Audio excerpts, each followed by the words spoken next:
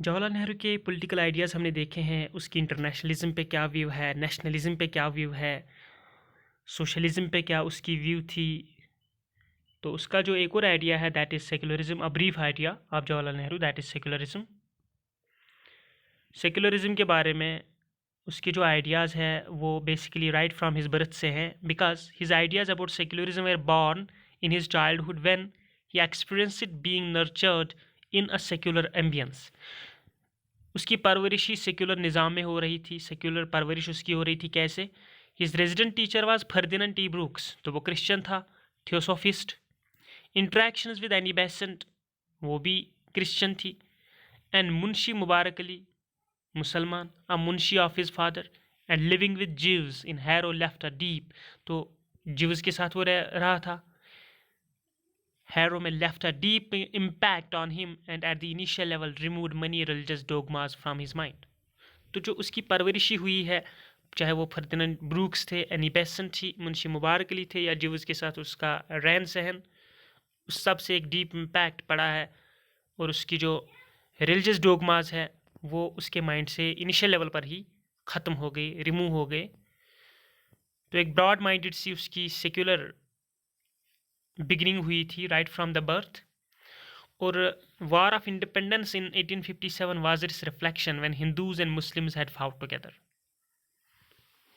तो सेक्युलरिज्म के बारे में उन्होंने ये बयान बोला था कि जो वार ऑफ इंडिपेंडेंस 1857 1857 की बगावत जो शुरू हुई है, that was reflection when Hindus and Muslims had fought together. वो किसकी रिफ्लेक्शन थी? सेक्युलरिज्म की। Two different faiths standing for the common cause. Nehru had discerned this main element of the shared memory of Indian culture and he attempted to build an edifice of secularism on it. तो इसी को base बना के उन्होंने अपनी secularism के ideas दिए हैं।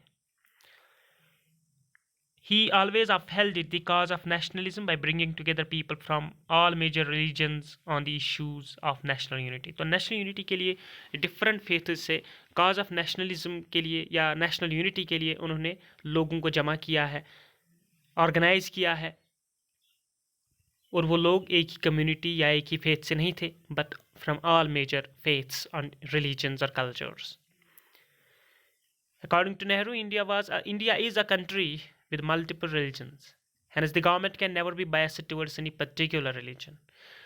तो जब यहाँ मल्टीपल रिलीजन्स है तो कंट्री की जो गवर्नमेंट है, गवर्नेंस है, वो किसी एक पर्टिकुलर स्पेसिफिक रिलीजन की तरफ बायस नहीं होगी। Therefore, religion had no place in politics. तो उसका जो नज़रिया है, no place for religion in politics. On this point he comes very close to Machiavelli, जिसने क्या एडवोकेट किया था? Separation of politics from religion. जहाँ तक सेक्युलरिज्म की बात है, सेक्युलरिज्म और democracy are twin siblings according to Nehru. तो पिलर डेमोक्रेसी के जो हैं उनमें सेक्युलरिज्म एक पिलर है। Secularism is also related to other philosophical pillars of human civilisation. These are the universal values of equality and liberty. Nehru जानता था that no secular order can be sustained unless people from all streams of religious life enjoy equality and liberty of the highest form. और उसका जो ये thought है, thinking है, चाहे वो इक्वलिटी की है, लिबर्टी की है, इक्वल स्टेटस ऑफ रिलीजन्स या इन जनरल सेक्युलरिज्म की बात है, this thought was manifest in his objectives resolution in the constituent assembly. Nehru ने अप्लाई किया था secularism in the development of the human spirit and nation, and he never used religion for votes. He articulated the humanistic values inherent in religious equality, और उसके जो secular ideas हैं they flow from the great Indian tradition, hence those are not anti-religion but receive sustenance from humanism and universal ethics.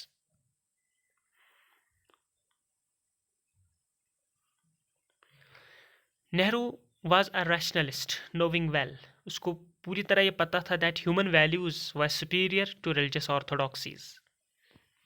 तो humanity religion से ऊपर है और ये ह्यूमनिज्म जो है यही रियल रिलीजन है।